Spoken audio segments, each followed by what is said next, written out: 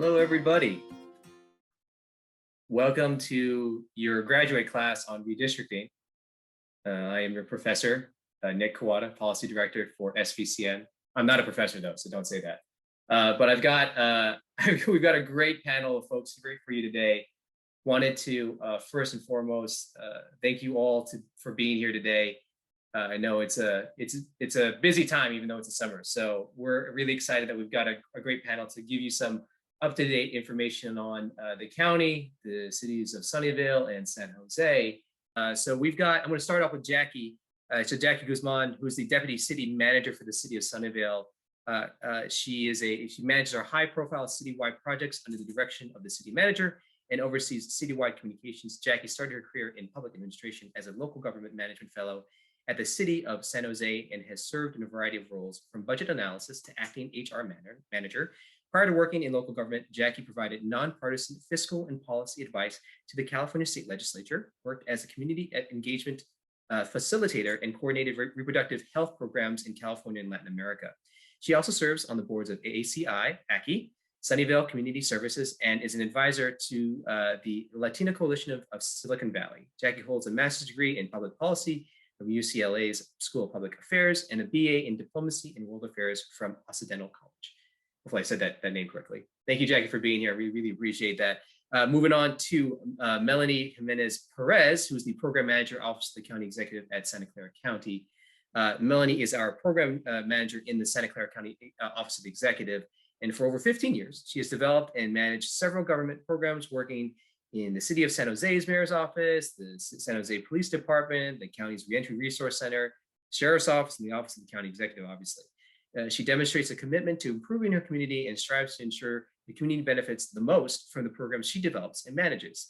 In Melanie's current role, she focuses on strategic and intergovernmental initiatives to reinforce the county's role as a safety net for the most vulnerable members of the Santa Clara County community. She is currently leading the county's pilot to provide a basic income to transition age youth exiting foster care services, managing countywide work plans to address racial inequity and reform policing, and the 2021 redistricting process. So she does many jobs, all of which I think require a lot more than one person, but she does it. Melanie has a Bachelor of Arts degree in the theater from Santa Clara University and a master's degree in public administration from the University of San Francisco. Welcome, Melanie, and thank you for being here as well. And then next, I'm gonna be a little biased here, but Gabriela Guzman-Gupta, who is I have a great appreciation for, as a civic engagement community organizer at Asian Law Alliance. Asian Law Alliance, as you know, has been a founding CBO in redistricting work and has been doing redistricting work under the guidance of Richard Conda for quite some time. They have quite an extensive network of organizations like Korean American Community Services. ACI is also part of this group. There's a lot of folks under the Coulter Consortium who have been activated and probably know more about redistricting than I do. So thank you for being here so we can share some of that information on communities of interest and et cetera, which you will be talking about at the end. I've got some other folks who will be joining the call in a little bit. Let me see if I can bring up their profile. 1 moment, please. So we've got two folks from Redistricting Partnerships, who is actually a consultant for most of the county, but they are here today to speak specifically around the city of San Jose. I've got to start with Chris Chaffee, who's the Chief Operations Officer and SCOO with Redistricting Partners. Chris has recently completed work with the California County statewide census outreach program and multiple CBOs in developing and implementing grassroots strategies to increase the count in traditionally hard to count areas. Chris also worked to create the Sacramento County Community Coalition in 2017 and 18 to organize education outreach with the implementation of the Voters' Choice Act. By the end of 2018, the coalition included over 60 civic organizations, including the League of Women Voters, ACLU, LULAC, Common Cause, Organized SAC, Sacramento ACT, Sacramento Urban League, and many others. So well versed in this field. And then we've also got Kimi Shikitani he's the Chief Administrative Officer. And Kimi is a professional with over 20 years experience in leadership roles, education and program development, association and nonprofit management, conference and event planning. And in 2011, as Vice President of the Community College League, she oversaw a program for redistricting and California Voting Rights Act transitions for dozens of community college districts. Kimi's role will be to help administer the consultant team and serve as an administrative point of contact for city staff. Okay. Oh, and I saw they just joined the call. Thanks to you two. Thanks for everyone for being here today. Wanted to start things off right. Gabriella, do you want to kind of get us in the right mind frame here? Sure. So hi, everyone. My name is Gabriella. My pronouns are she, hers, and I'll be talking about the Berryessa example. And it's a great example of how a community can come together and they can either gain power or they can lose power. So I'll just go ahead and share my screen to start us off.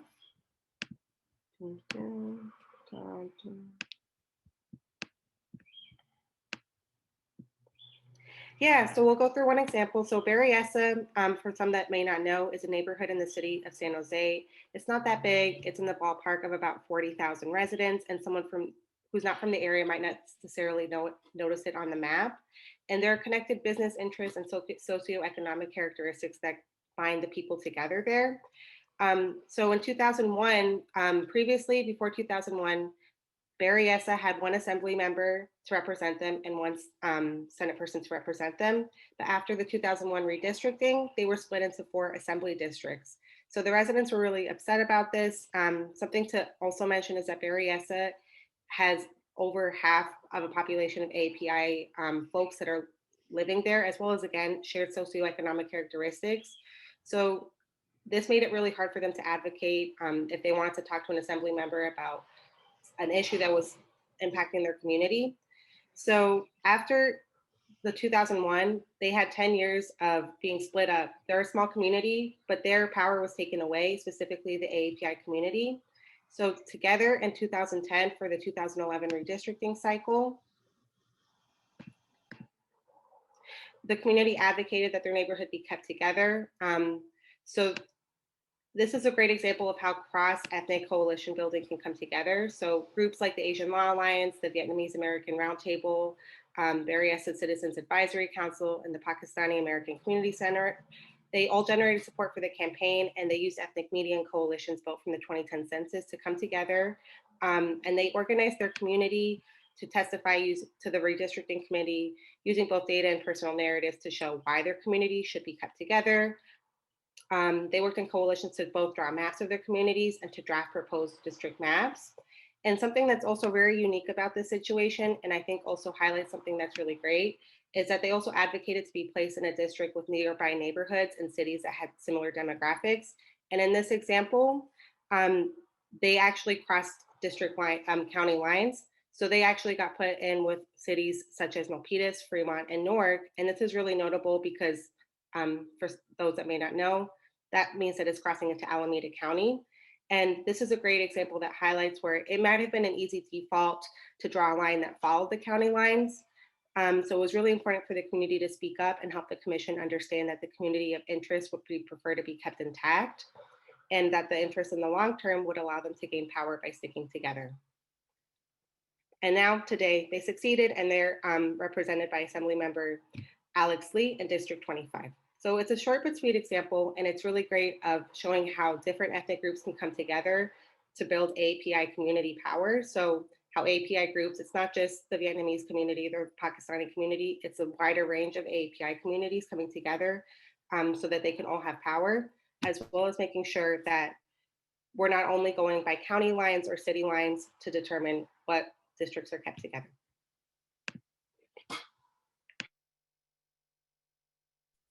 All right, I think we're going to pass that on to Jackie. Thank you, and I'm just going to share my screen here, and let me know when you can see it.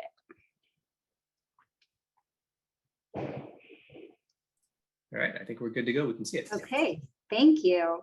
So as you all have been learning, redistricting really is the process of redrawing electoral districts. And the most important thing is that the redistricting body is deciding which neighborhoods and communities belong together for purposes of political representation. Sunnyvale began exploring district-based elections in 2018 before receiving a notice from the Asian Law Alliance warning us of a potential CVRA challenge.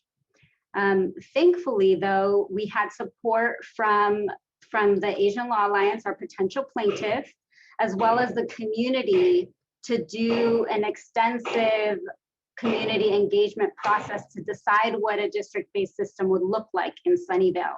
So I'd like to talk to you a little bit about that process, our successes, our lessons learned, and then tell you a little bit about how you can help as community groups in our current process. So in Sunnyvale, we began by educating the community about what districting was, what the California Voting Rights Act was, before we got to a point where we could do mapping. And I'm really going to focus on the mapping process here. It was a 6-month mapping process once we did decide that we were going to go into district-based elections. And it was a big community effort. We had 4 different meetings, trainings of the community to teach them how to draw their own maps and use the tools. We had online tools, Excel tools, and paper maps that they could use to draw the maps. But there was training that was needed to help our community do that.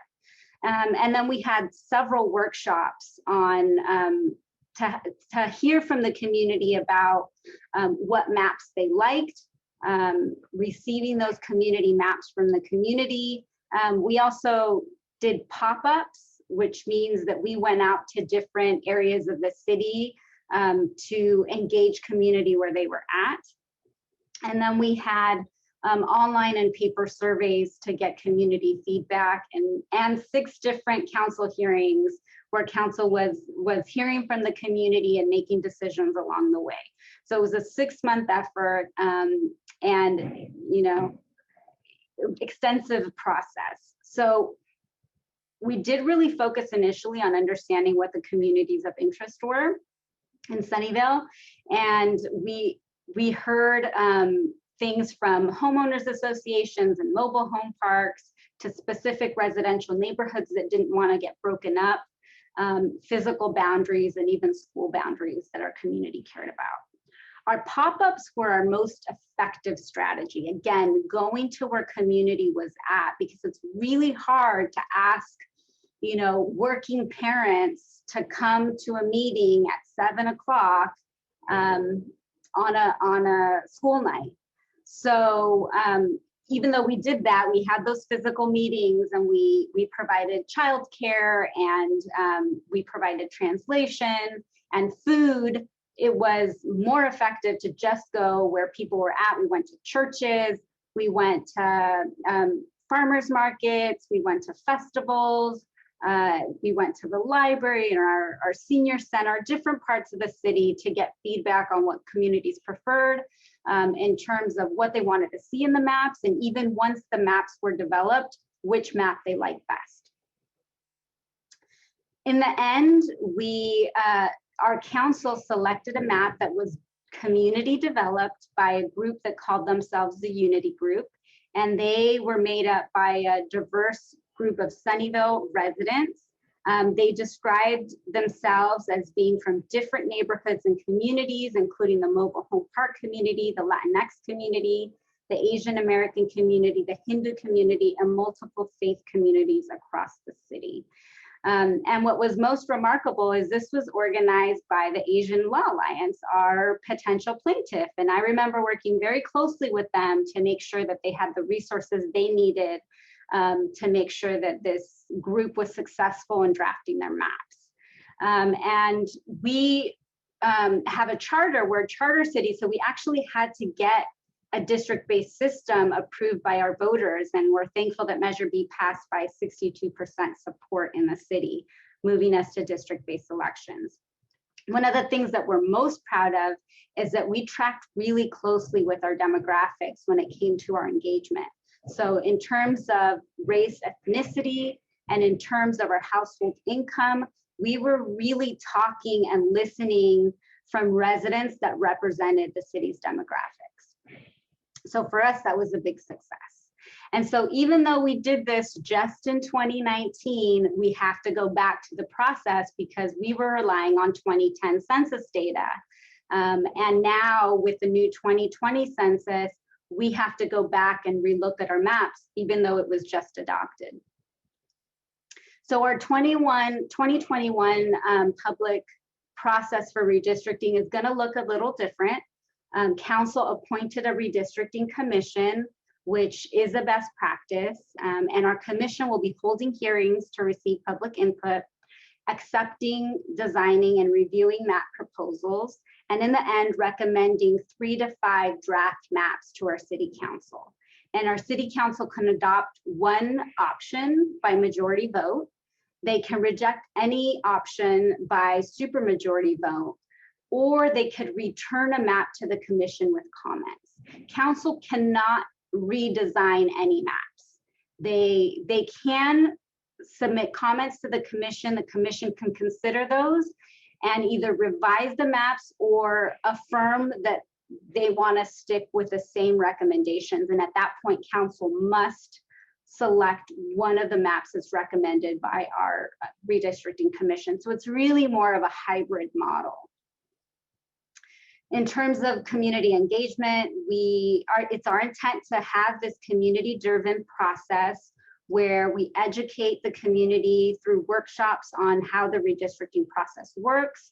We give them training on, we gather their community input, specifically focused on communities of interest, and we provide training on the mapping tools, and we're gonna provide technical assistance. Given this environment, the last time we had community meetings at computer labs in the city, and given COVID concerns, we are going to actually be giving that one-on-one assistance through our demographer. So the community can set up appointments with our demographer to get one-on-one help. We're going to be reviewing the map proposals using an iterative process. So what that means, there's going to be some back and forth. Map makers can propose maps and the redistricting commission can give them feedback, and then they can resubmit those maps. That's our refining process. And in the end, we hope that the preferred maps are really based on that community input that we receive. So what I really wanted to share with you is what you can do as a community partner to help in this process. We really need you to tell us how we can best engage with your clients or your constituents. Allow us to communicate with them through your channels because you are trusted, and it'll help us reach them in a better way. Attend our redistricting hearings and workshops, and let us attend your meetings and events to talk about redistricting. And one of the most impactful things you can do is really supporting your clients, your constituents in drawing and refining maps. And if you do want to get a group together to draw a map, then we will provide you with free space. We will give you some staff support if that's needed, and we'll also, again, provide technical assistance through our demographer. We have several meetings already scheduled, and you can find all of these on our redistricting website, sunnyvale.ca.gov/redistricting. Thank you, and I will pass it on to Melanie Jimenez-Perez.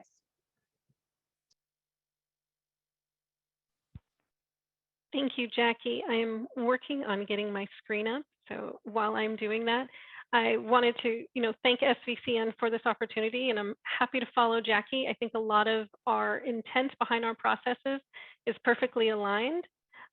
So I am going to share with you, since I know this is your third section and you guys are on your way to becoming experts. I too am a new partner to the redistricting concept, and it has so far been a great experience. If you haven't had an opportunity to tune into any of our meetings, we've only had one so far, I encourage you to. We are doing everything in public, and we are all learning along with you, so you guys would add great elements to that conversation as we move forward. So because you are closer to experts, I'm not going to go deep into why redistricting is important. You've shown up here, so you know. This first map I want to spend just a second on shows where our county is as of now. And after you look at this map, we're going to ask people first and foremost to stop thinking about this map. Because when this map was done in 2010, it was based 2011, based on our 2010 census data, if you look at District 1, which is in the southern part of our county, it is sprawling. And we expected that a lot of our population was going to be shifting there. And as we anxiously await for our census data, we know that that may shift. So we know already off the bat, without seeing any data, that this may change. So we're challenging our community and our commission to take this under advisement and to move forward. So you have heard what redistricting is, and one of the constraints we have for us as a county is that we have to have our new maps drawn and adopted, which is a term we're defining, by our Board of Supervisors by December the 15th to meet our legal requirements and to keep our registrar of voters moving towards the next phase of the process. You know it's important because we are looking for fair representation. So we want to make sure our districts are drawn in that manner, as you've heard. One of the specific areas that we have already presented to our Board of Supervisors when they got their last chance to provide some direction before the commission took over was how our criteria would be implemented for this process. And one of the themes that we are really going to be conveying is equal population in our districts. And if I showed you the map before, we're not looking to do that now. We want to get as close as we possibly can to equal districts so that there's equal representation based on the numbers that we have now. And we are very grateful. We had an outstanding census team who worked very hard to get out there and get those people counted. So we're hopeful our data will really reflect what we're looking for. We have set some priority order for how we will be looking at our districts. And really, this is looking at ways that we can come into full compliance with the Voting Rights Act and really be independent. We're telling the commission, here's your criteria, now do your work, even though they are an advisory commission. One of the concepts that we're also spending a lot of time on is looking at political parties and incumbency and how those are prohibited criteria that we will not be factoring into our process at all. We have an expedited timeline. There's no other way to put it than it is just another crazy impact of the pandemic. We have been wanting to get off the ground, but not wanting to get the community engaged before we had a good sense of what was going on.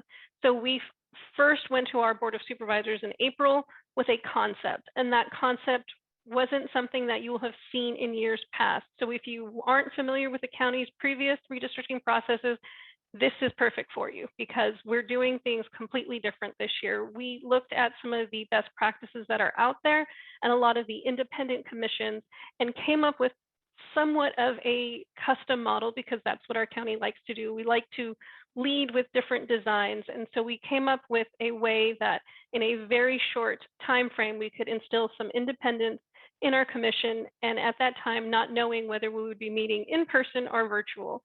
Since we have gotten some clarity, we will continue to be virtual through September. And then in the month of October, when we're doing the mapping sessions, we will have some capabilities to be working in person. And so this is our very, very tight timeline. And after this meeting, I will be sending a meeting flyer to Nick and to Alan so that they can distribute to this group, because that's really the reason why we're here today is we want to help get the word out of what this schedule is so we can keep to this timeline.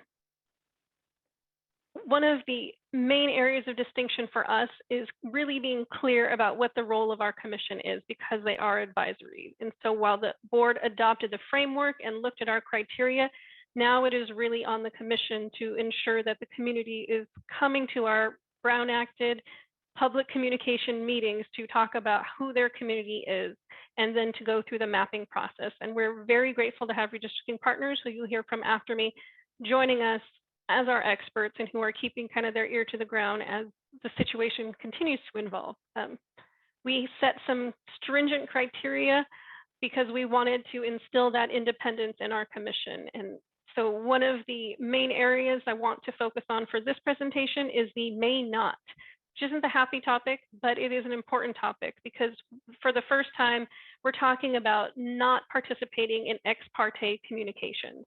And this was incredibly important for us because we know we're hindered by participating in virtual meetings. And that is our way of conducting community outreach at this point, so that we can ensure the community knows what we know and they can learn and participate in this process. We want everything to happen in the public. And that's also a message that's gone to our board, that we will be publishing emails that we get. We will be asking our commissioners to disclose of communication they receive outside of meetings, because the goal is to drive the community to our existing meetings to share information. Because of that, we also want them to be able to disclose financial interest information and other different regular trainings that the county does for our commissioners. So it is a lot of information. We have a lot on our website, including a frequently asked questions section, given just how long these requirements were for our commissioners. And now here's probably where we were able to get the most creative. The county has typically had commissions with 15 individuals, but it has been voting in one process. Since a lot of this is going to be iterative, we wanted to have a 3-step process so that there were check-ins throughout the process to ensure we were achieving some of our demographic goals. And that is really to have a diverse commission based on social factors and political party, which I will go into a little bit more later on in the presentation. So that first phase was a random draw on Zoom, which was an interesting experience for us. We had names in a hat and literally pulled them out of a hat on Zoom. And that was for anyone who had met the eligibility criteria, which I went through on the previous slide. And we did have our county council, our county executive, and our clerk of the board review that to ensure that that was done. After that, it was the board who was the remaining eligible applicants for their district and could make a selection. And those first 10 were then appointed publicly by the Board of Supervisors at our June 22nd meeting. And with that action, they also gave the ability for the first 10 commissioners to select the final 5. And last Wednesday, we had our first meeting to start that process. And we hope to be finishing that on July the 21st to seat the last 5. And they have had great conversations already, really getting deep into the demographic considerations to ensure that we have a diverse commission, which can reach out to our community and has those strong relationships. We had a lot of applicants given the amount of work we're asking them to do, and it was a short application that we were able to post. And so I'm not going to go deep into this demographics, but one of the areas I do want to call out is we're also using this to guide our community outreach process moving forward. We see that in District 5, we only had 5 applicants. And so what we as staff are saying is that means we have to do some targeted outreach in District 2 to make sure that we can get some folks to participate. I'm also going to spell it out for this group, is that we had less female applicants than they reflect our population in our county. So that is an area where we've worked with our Commission on the Status of Women to see how we can have some targeted outreach sessions specifically for women to ensure that their voice is captured in this process. We're very lucky that we've had some younger folks who have at least applied for the commission. And so one of the areas of our focus in the fall will be having a special youth forum to have them go through this process and have a special presentation on how they identify their community. We have seated our first 10, their names are on the slide, and as I talked about earlier, there are some factors that they are taking into consideration as we move forward as to who they pick to join them. And they do have some constraints. They can only work with those that have applied, and they have to select one per supervisorial district. And they are really doing a great job of being careful and considerate to make sure that they meet the different criteria that's listed. And then there will be, if I can get the agenda published, there will be a larger report that'll be public on our website by sometime this evening that will have the demographic breakdown of everything, because our goal is to continue to put information out there so the public can also participate in an informed manner. And I'm happy to be here today because one of the areas that we know is we need your help to get involved. As Nick said earlier, I am a team of one in many instances. We do have some support from our communications team, from our legislative affairs, and a couple of other areas in the county. But if there's anything we've learned throughout the pandemic, it's that the county is not necessarily the best messengers to the community. We need trusted partners who can be that branch for us, and we are willing to go where people are already meeting. We also know that there is a little bit of community engagement fatigue, by people convening community forums. So we're willing to go to meetings that are already held. But one of the areas that we are going to propose to our commission is that we specifically hold a space on our agendas for the community to come and present how they define their community. So we will be discussing that at our August 4th meeting to define what that formal process would look like. But our proposal is to be communities email us and they let us know that they want to do a presentation, and we put them on the agenda to do that. We don't want to filter that information. We want the commission to be able to hear from them directly, and we want to be able to give them sufficient time to really explain what are the distinct characteristics of their commission. Because of that, and because we're not going to be getting the census data until October, we are splitting this somewhat into two different phases. The first phase of our process is focused around the communities of interest concept. We will be opening up our community of interest forms. We'll post them on our website in a draft form on July 28th in hopes that we will get some input at our August 4th meeting to finalize those, and so that we can put them out into the community. It will be translated into multiple languages, and we will be asking for your support to ensure that those community of interest forms go out broadly. Also on our August 4th meeting will be our training from our redistricting partners who will be showing District R software and doing that training on Zoom so that our community knows how to start with their mapping. And the mapping that I'm talking about for August and September is just drawing your community. So not only filling out a very easy form that explains what it is, but showing us what it is on the map so that when we come to the commission level, we can overlay those communities of interest onto one map for ease of conversation. Then in October, we will start focusing on actually drawing the lines. And everyone is very eager to draw the lines. And we have said a couple times already, the foundation of this work is based on how well we draw our communities of interest.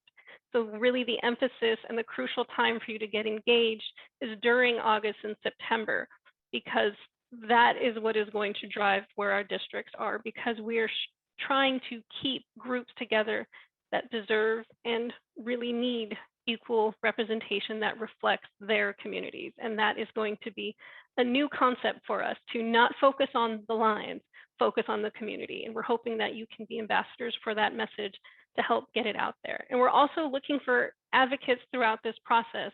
This is new for us. We are willing to learn and adapt as we go along, but we want to make sure that the community is telling us if we have designed a process that's going to allow them to fully participate and give them the information that they need.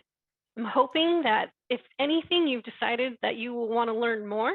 We have a website that I am furiously trying to build, but that is one area you can go to find all of the information I've talked about today. We also have an email distribution list that is slowly growing.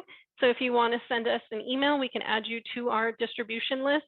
Another area that we are focusing on is encouraging folks to look for resources beyond us. We want the concept of redistricting to resonate with our community in a way that makes sense to them, and not just to take our word for it, but also to look at some of the great resources out there. I know we talked about Asian Law Alliance earlier. They have a great website that's keeping track of what is going on, and Common Cause keeps theirs up to date on what is happening, because one of the areas we're also focused on is looking at how this is going to affect our next process. Instead of being caught in the position where we've got to redistrict, what are we going to do? We want to start planning for the next process when we do have a new normal and we can potentially engage the community at a better interval of time instead of pushing it in a 6-month time frame. So with that, thanks, Melanie. So we might have to move on. We've got hand it over to Chris. Yes, I'm sorry about that. No problem. I'm done. Thank you. So wanted to hand it over to Kimmy and Chris next. Hi, I'm going to share my screen and bring up the presentation. So thank you again for having us here. Did I just freeze? Can everyone hear me? You're not frozen, but I didn't see the presentation. So there it is. Okay. Sorry, everyone. I'm in Salt Lake City giving this presentation in a hotel room. So thank you again, Nick, for inviting us to participate in this. And I think Melanie did a great job going through some of the things I was going to talk about. So I'll skip around a little bit. But the purpose of our presentation is just to talk through a little bit about the City of San Jose's process, which is also a commission, an advisory commission that was appointed. And we just wanted to point out a couple of the differences between the criteria that will be in San Jose because it's in their charter versus the Fair Maps Act, which has come up in a couple different presentations. And they just reorder the criteria a little bit, starting with natural boundaries and street lines, then moving to geography, and then into cohesiveness and contiguity and integrity and compactness, and finally coming to communities of interest. So they kind of order it in a different way than the Fair Maps Act, and that's something that the commission is going to have to follow because it's in the charter. And I think that's one thing for everyone that's listening, is that each city and county and unified school district and other local agencies have slightly different processes for this redistricting and slightly different deadlines. So it's really important if you want to be affecting the aspects of maps in the local agencies that you're in, to do some research on them and figure out how you can participate. The other thing that I think hasn't been discussed yet is the Fair Maps Act specifics. And I think one thing that the Fair Maps Act has done in this cycle is it really has made an open process for all cities and counties, right? With the 4 to 5 hearing structure and the need to do outreach. But the other thing it does is it specifically says that commissions or cities or counties can't draw lines to benefit an incumbent or candidates or to the advantage of a political party. So that's a very different change. It's a huge change from 2011, where it explicitly says you cannot do an incumbent gerrymander. The other thing, of course, is just the public nature of redistricting now, where you have to have at least 4 public hearings with opportunities for the public to engage.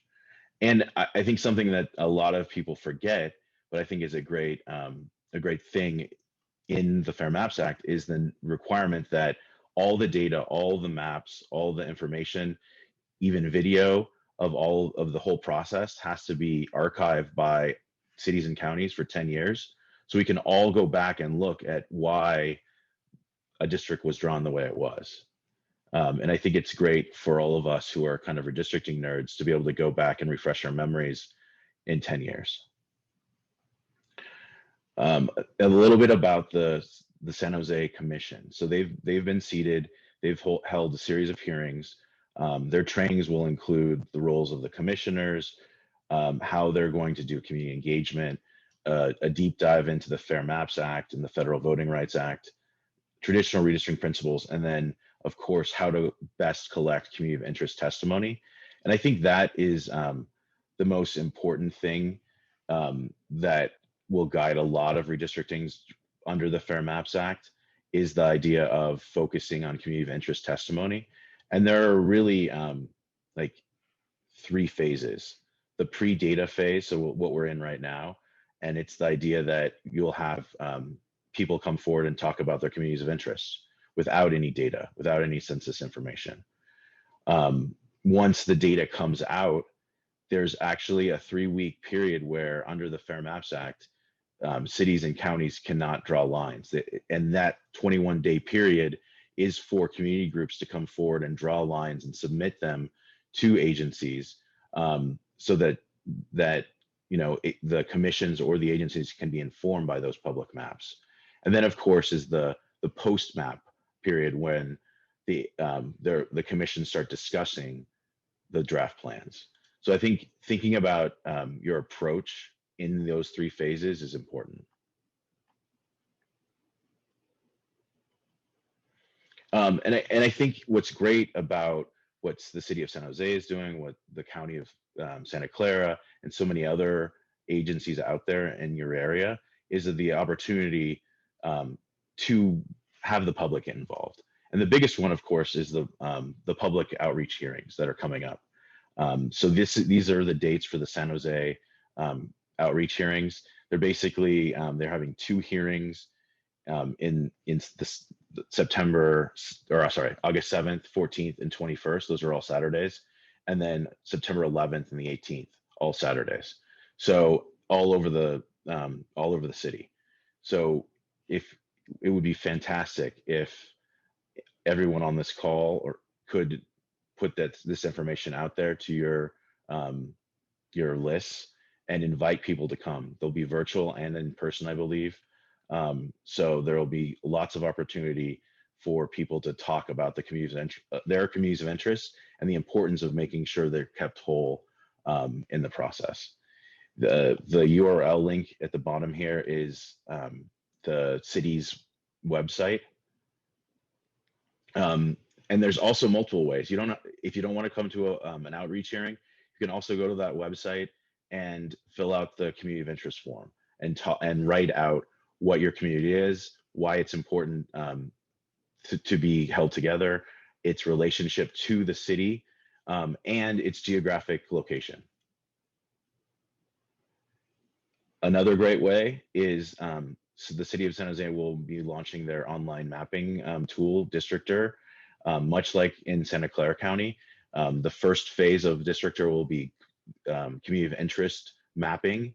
And then once we get census data, we'll have the draft map option as well. But you don't have to only use Districtor, of course. There are also great other public free tools like Representable and Dave's Redistricting app that you can also use that have lots of data points in there, and you could actually start drawing district maps if you wanted to. And I think the other thing just to highlight, and I know Melanie highlighted this as well, is that the deadline. The deadline under the Fair Maps Act is December 15th for cities and counties. Charter cities can have a different deadline, but because of the December 15th deadline, a lot of registrars are using that as an actual deadline to get for cities and counties. But that of course can change. Last night at I think 10 o'clock, the statewide commission decided to move their deadline back into January. So that could have a ripple effect, but there hasn't been any movement in the statewide deadlines yet.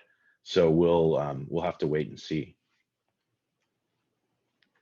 And that's the conclusion of my presentation. So I'll stop sharing and I will pass it along to Gabriella.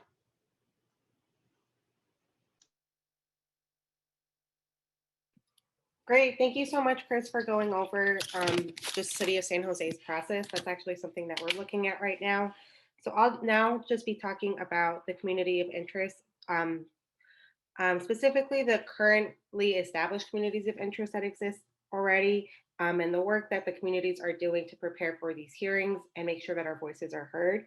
So one thing is we're just building off our 2020 Census Outreach Coalition. So everyone who, I think redistricting can feel a little bit intimidating at first, but I just would like to emphasize that if you have done census outreach, which a lot of our organizations have, you are prepared to do redistricting outreach. You already have those coalitions, you already have the volunteers, you already know the communities, and you already have those networks that you can build upon. Census and redistricting go hand in hand, and that's just something I really wanted to emphasize because it can feel very intimidating when you start looking at these maps and these district lines. So 2 is for these public hearings, it's really important that we do make our voices heard. Example, for the city of San Jose, they have one for each of the districts, and San Jose is a huge city.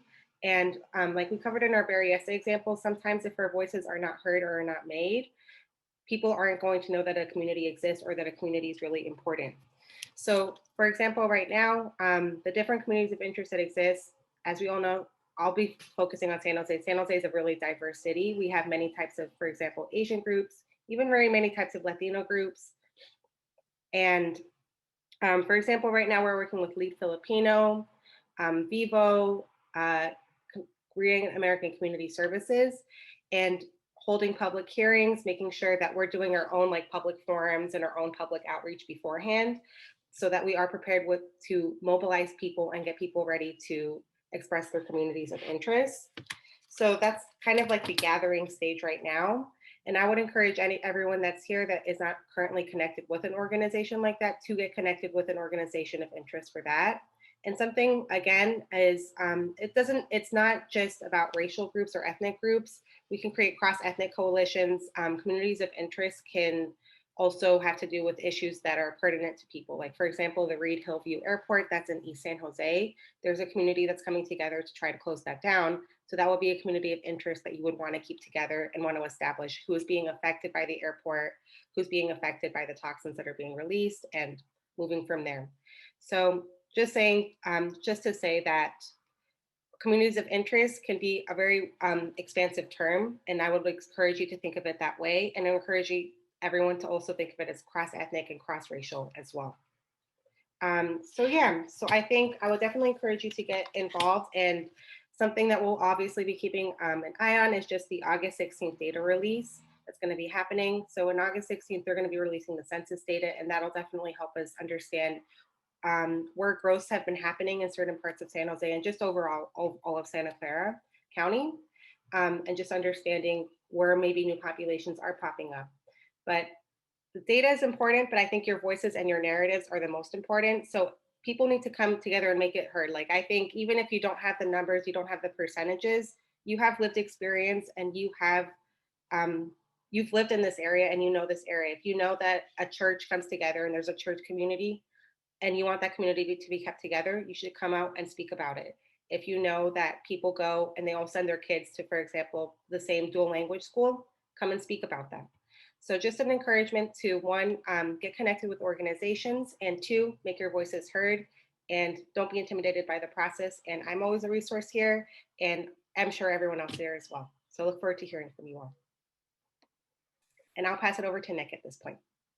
Thank you, Gabriella, and thank you for that. And thank you to all our speakers. We had some really insightful information regarding how to get directly involved. There was a question on about Maptitude from Neil, and I see a few people jumping in there. Either Jackie or Chris, did either of you want to kind of explain your experiences with Maptitude? Sure. So Maptitude is a great program. It's something we use internally to redraw lines, and they have a online mapping option that, like, the city of Long Beach is using, and the city of Berkeley is going to start using, and I believe the city of Oakland is as well, and other cities and counties throughout the country, actually. But I think the difficulty with Maptitude is it has a really high learning curve, and it is very technical, and that you need a lot of, I think, time getting used to it. I think the other element of Maptitude that it doesn't work well with is it doesn't have a community of interest tool built into it. It's based on always building district lines. So you can still use it to build community of interest, but you kind of have to hack it a little bit with your submissions. I think the free public tools are fantastic for community groups because they usually include a lot of the demographic data that you'd want as you're drawing your district lines, and your community of interest areas. We love Districtor. It's developed out of Tufts, and it's just a very simple program, but hefty enough and with enough ability to add layers and data points that I think it's a really great tool to use, both from a community of interest standpoint and from a drawing draft plans. But that's just my perspective, so others may disagree. And no, I completely agree, Chris. It is a higher barrier because there's a learning curve. What we have found is that many members of our community here in Sunnyvale are very tech savvy, and so they were able to pick it up very quickly. And I think especially if you're doing mapping in a group, you're going to have some people that are less tech savvy and some people that are more tech savvy, and that kind of helps out. However, if it is a challenge, this is exactly why we have technical support from our demographer. But I also want to say, if people just are not tech savvy and they still want to show us what their communities of interest are, you can send in a community of interest map from Districtor, from a paper map that we provide, and circle it. And we will create a layer, our demographers will create a layer based on the communities of interest that are identified so that people can see that when they're drawing their maps. So that's something that I think helps alleviate that challenge with Maptitude. I tend to agree with experts and what they tell me. So I believe you all that maybe Districtor might be a little better for that purpose. But obviously, lots of tools at our disposal. So I think it's finding what you need that makes that process work. Also wanted to open up. We have a few more minutes. Wanted to open up to any more questions if there are any. We're not formal here. If you want to just unmute and speak, that's fine.